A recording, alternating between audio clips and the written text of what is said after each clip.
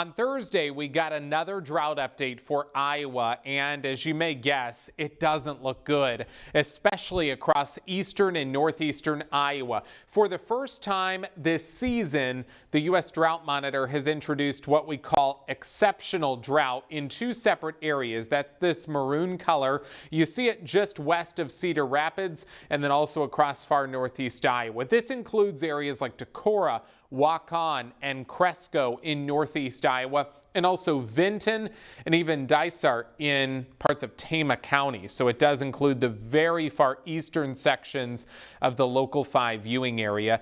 The U.S. Drought Monitor has been around since 2000, and according to the state climatologist of Iowa, Dr. Justin Glisson, we have not had this much exceptional drought in Iowa since that time, in 23 years since the U.S. Drought Monitor was created.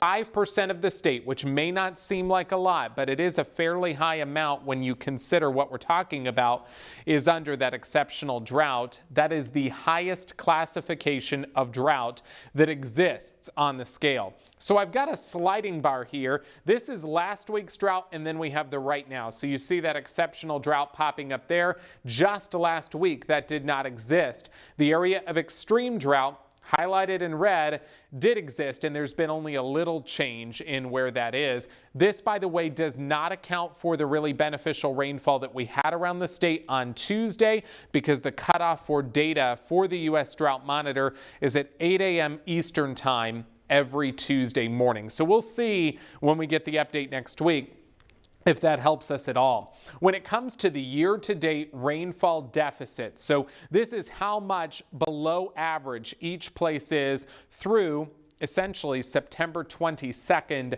we have deficits that are more than a foot.